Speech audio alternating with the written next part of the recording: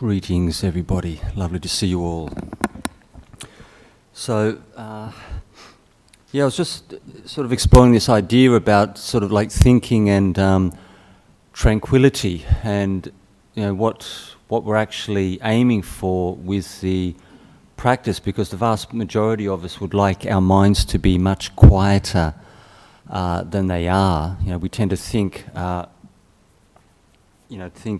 excessively about different things which may not be necessary whatsoever according to time and place, and waste a lot of, say, mental energy, leading to distraction and proliferation, and it can even induce worry and fear and concern and all sorts of different emotional states from excessive thinking. And but also with this, within the thinking process, we've also got this parameter where we need to understand why we think about what we do in order to release and sort of like slow down this process. Because the way the monks, the kind of attitude that the monks have, that you only think when it's necessary, when there's work, when there's business engagements, personal engagements, community engagements. That's when it's necessary to think and investigate and analyze and understand the principles at hand. But then, as soon as you're finishing attending to whatever personal responsibilities, family responsibilities, or community responsibilities you have, then the mind drops down to a state of rest or tranquility. Because what's the point of the person just going on and on and on and on, just thinking just over and over and over again about all sorts of stuff repeatedly? Essentially, it's just a complete, or it can be just a complete waste of time. And so, realistically, when something that's worth aiming for, that you develop as a skill, is to think when you need to think, when you need to take care of responsibilities and whatnot, and then as soon as you finish with the task at hand, even if it's only for 1 minute, 2 minutes, 5 minutes, that the mind just automatically just shuts down and becomes peaceful and goes to a state of rest, or a more deeper state of say peace and quiet, if you're able to, considering within the say everyday life, you just have a lot of sensory input, so it might be much easier said than done. So that would be like the ideal. And because I was starting to experiment again with this business of just watching thinking as a phenomena. For myself, I can get peaceful quite, reasonably easily, but it takes me a while to get my mind, thinking, working, remembering in a short space of time after that. People get a little bit spaced out, or they can't remember, or they lack, full peripheral awareness. And something that I just started doing over the last couple of days, just to help kickstart the mind, is to always do an absolute minimum of 5-10 minutes of watching one's thinking process at the end of the walking or sitting session. And it really does make a difference, because you want a situation where you can get a good quality walking or sitting meditation, but if you're going to do that and then go straight to work, you could be in business, or you could be a team player in a company, or have all sorts of responsibilities, and yet you've got to be sharp and alert, and you've got to function. As soon as you leave the house, you jump in your car, you've got to be able to think reasonably effectively, at a reasonable speed, and be on the ball. Because if we just float around, it's much easier for the monks in the monastery who don't have the same level of responsibilities the same level of business. Responsibilities and duties may be there, but they're not at the same level as the lay fraternity, where you just might be on the go just all day, right through to the early evening. So that business, the ability to slowly shut the mind down, and if possible, turning the mind off is a bit of a fairly deep state, but the ability to, through the power, through skill, through skillful application of the meditation and the use of different tools and techniques to get the mind peaceful. But then, after you come out of the meditation state, then you've got the potentially a reasonable quality, or maybe depending on how long you've been practicing for, a good quality state, a peaceful, tranquil state. And then you just don't let that slip away from you and go to waste. You start investigating your experience. You just review the meditation, look at the quality of the practice, what's actually happening in the mind, if there's any thoughts at all, any feelings, and actually maybe just reflect on the Buddhist teaching in some aspect, or it could be daily life, could be one's personal relationship, one's marriage, the kids. Whatever's important to you, or actually arises in the mind, just consider that and reflect on that. Use the power of the samadhi that you have to try to go into your personal experience a little bit more deeply than you would normally have with your, once you sort of get into your day and you have to get into all sorts of stuff. You just make use of the samadhi, develop some insight, and then when you're ready, after, you can either do it before, depending what works for you. You can you could either finish off with the watching the thinking process to get the mind active, get it moving, working, operating, or realistically, the way the forest masters teach is, when the mind is very, very peaceful, tranquil, relaxed, then the general guidelines are you investigate at that point. You use the power of the samadhi.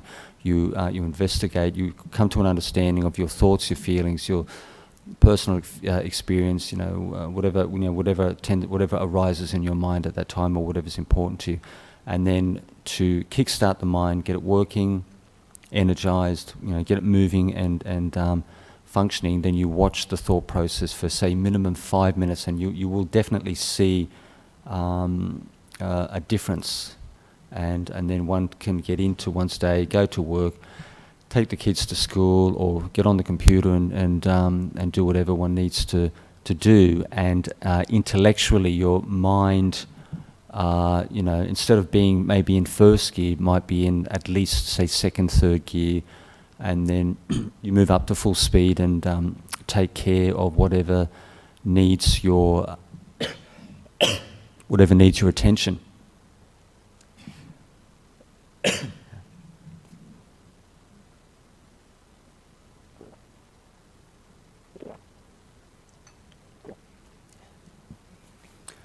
So, with this particular meditation, I'll keep reinforcing this a Nietzsche principle. I do this one for hours every day, and it works very well for myself. And the reason I emphasize this is, the Buddha always encouraged his disciples to reflect on the three characteristics of existence. So that's the changeability of phenomena, the unsatisfactory, the ultimate unsatisfactory nature on a universal level of personal phenomena, and the inherent emptiness and voidness of thoughts and feelings, and it's like the mind-body process. For people who are able to attain the enlightenment stages, it's something they understand to a very profound level when they realize any one of the four enlightenment stages, and they enter into, like, fully the nibbana element, which is the ultimate, the most profound state of consciousness of emptiness, voidness that a human being can experience. And that's when people understand the principle say, like non-self, or the empty nature of, say, mental and physical elements, and all the elements which make up the universe, which move according to natural law, the laws of nature. So, let's see now.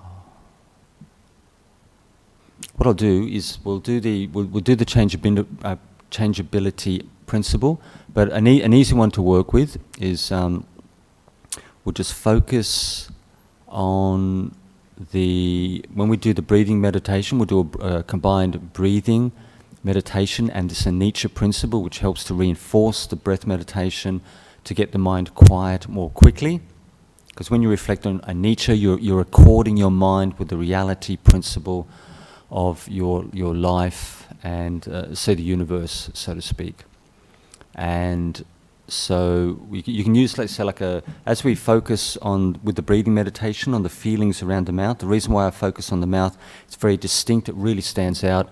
Very easy to track. It's not so narrow and constricted that you tend to lose track of it. Or if you go very broad, if you go full chest, it's so broad it could take 2 hours to get a peaceful state. But if you go this very much more narrow,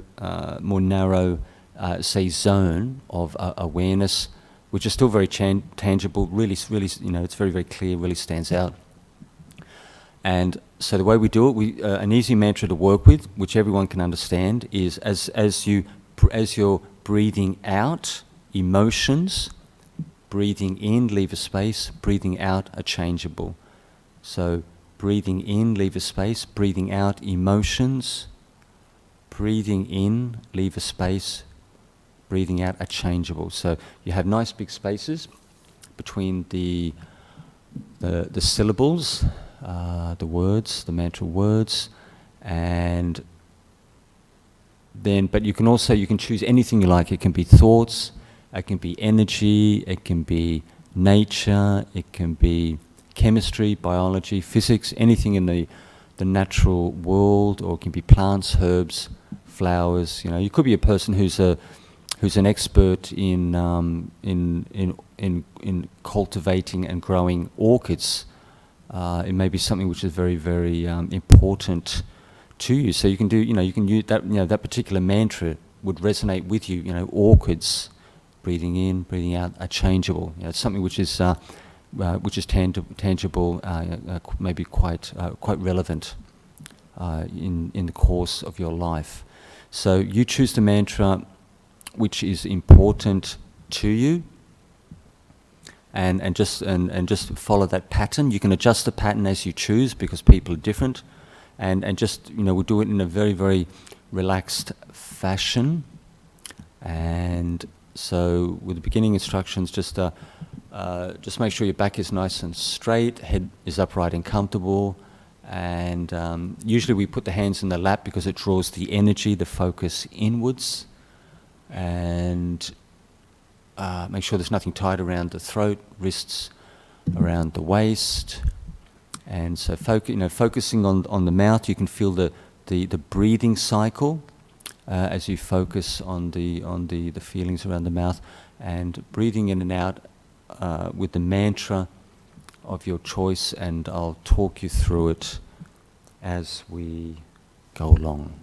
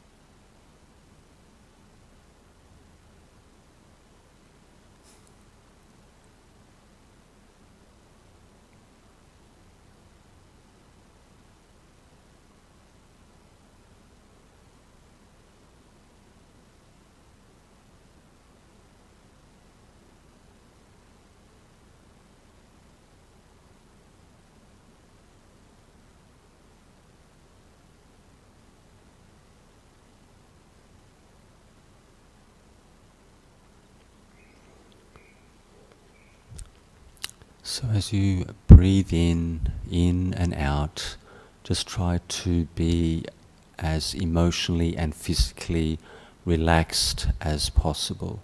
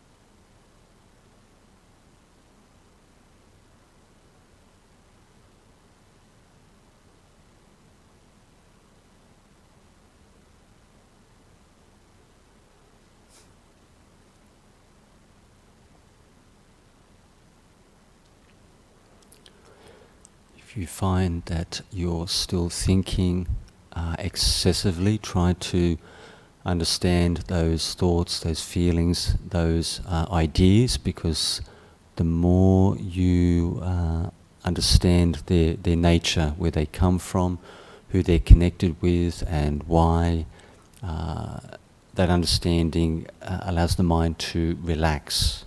The mind understands, it relaxes, lets go, and becomes at least a little bit more peaceful.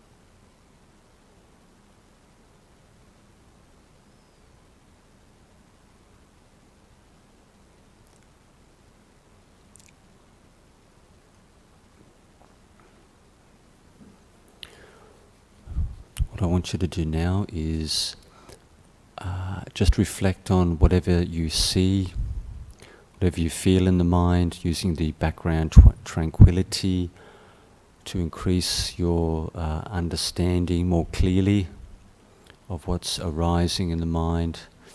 So whatever's coming up, just take a look at that, try to understand it for the next minute or two, and then we'll switch to watching the thinking process to sharpen the mind.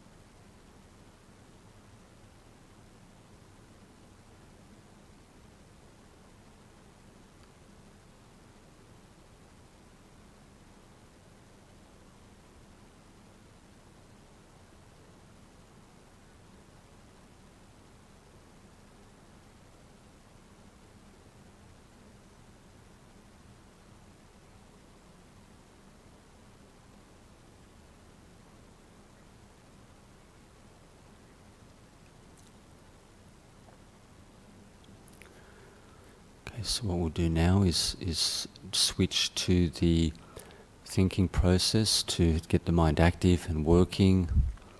And so just watch all the pictures, all the thoughts, possibly feelings, especially the pictures, the memories, ideas, people. I want you to just watch that just very passively, very relaxed for at least the next 5 minutes or so.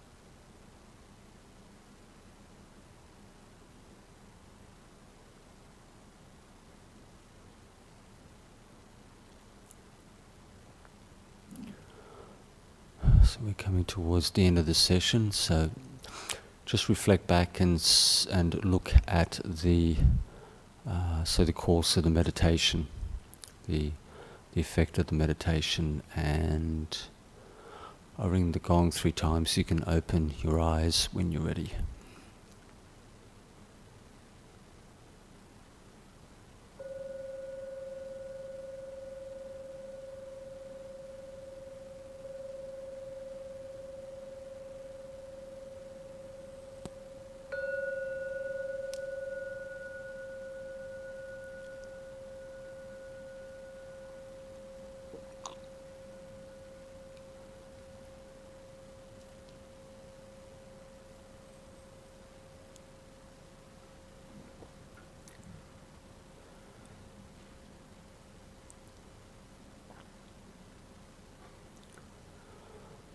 Did anybody have any questions on the meditation at all?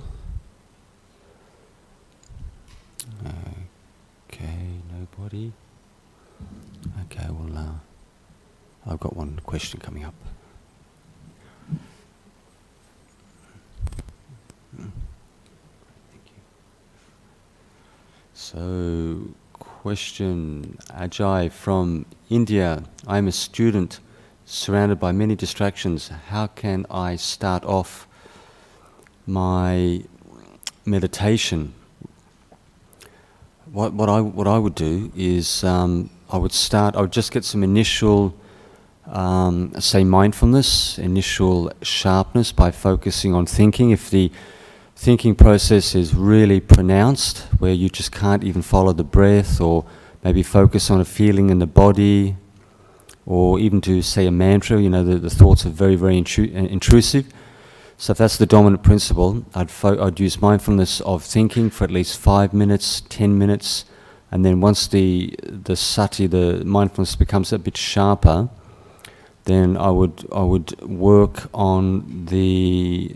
Say for example, somebody's got whose mind's incredibly busy and they just can't get the mind quiet. I'd use the very, very the more heavy duty meditations, like I'd use this mantra, like you use any component part of the body, like skeleton works very, very well. It could be heart, liver, it could be things like teeth. The soft options could be head hair, body hair, nails, teeth, skin, and you just, so for example, teeth, which you can visualize quite easily, and you use this mantra, say teeth are changeable. So as you focus, you can either use the mantra by itself, if you feel comfortable with it, or you can use it focusing on the breathing around the mouth, which gives you a reasonably sharp focus, but not too much tension in the face.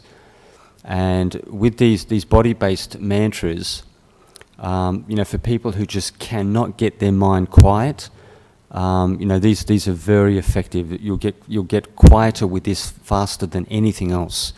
And then you only do it as long as you feel comfortable with it. I know people who can easily do it 30 minutes an hour, and as long as you feel emotionally comfortable with it, because when you use this mantra, say teeth are changeable, or heart, your physical heart is changeable, that the actual picture of this component part will come up, and it will be there in the mind, easily 98, 99% of the time. But it's got when you focus on the body, it really induces a peacefulness of mind very, very quickly, and you just stay with that as long as you feel comfortable. But when you want to discontinue, then you go to a soft and fluffy meditation. Like it could be things like nature is changeable, or it could be flowers or trees, or anything within, say, the natural world, or essentially anything in the world whatsoever, which captivates your attention. And then just watch the effect. Watch the body-based mantras, which are really, really firm, get results quite quickly. And then use the soft and fluffy mantras. Could be anything, thoughts, feelings, anything in the world whatsoever. With that very simple mantra format, helps to detach and let go of one's personal phenomena. And that's exactly what I would do. The anicca, that contemplation of changeability of phenomena. Once you get into it, it works very, very well, and that's exactly what the Buddha recommended for his disciples. Question number 2. Charith from Canada: are there dietary factors to meditation where certain cohorts of food affect the mind? And that would I definitely agree with that, because people who say like eat a lot of meat and fat, meat and fat and sweeties, it tends to disturb the metabolism. It disturbs the physical body. Anyone who's got any decent knowledge on dietary guidelines, vegetarianism, healthy foods, raw foods especially, you can feel it straight away. When people eat a lot of meat, the